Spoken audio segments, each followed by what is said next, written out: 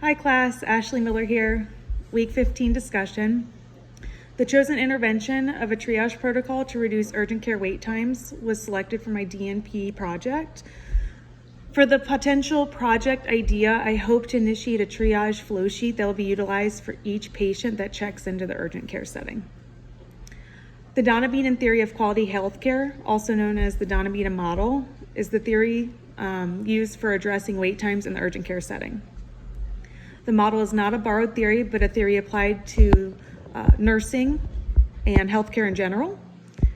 This was developed by Avidus Donovan in 1966, who was a physician and healthcare researcher at the University of Michigan.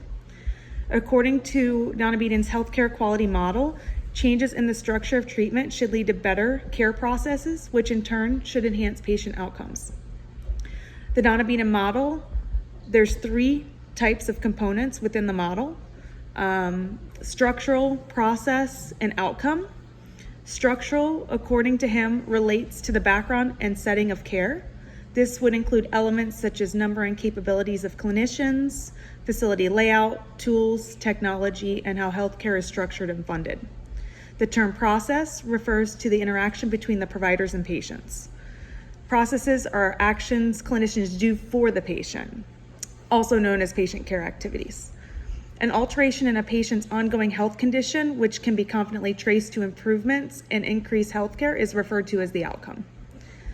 The Donovan theory has been used to evaluate emergency room triage processes and successfully validate the relationship between structure and process and measures. The overall purpose for the Donovan theory is to increase the quality of healthcare.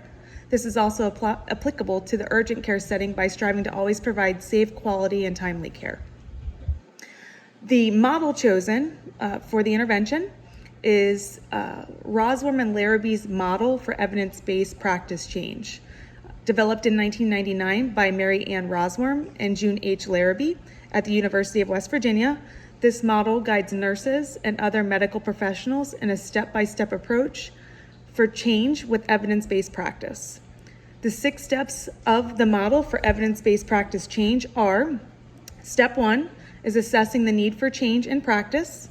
Step 2 is locating the best evidence. Step 3 is critically analyzing the evidence. Step 4 is to design practice change. Step 5 is to implement and evaluate change in practice. And lastly, step 6 is integrating and maintaining change within the practice.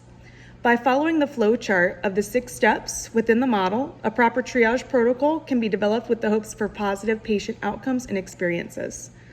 Initiation of the steps involved to facilitate evidence-based practice change while utilizing a triage protocol should result in decreased care delays, improve office workflow, and improve patient-provider collaboration. Well, that's the end of my week 15 discussion.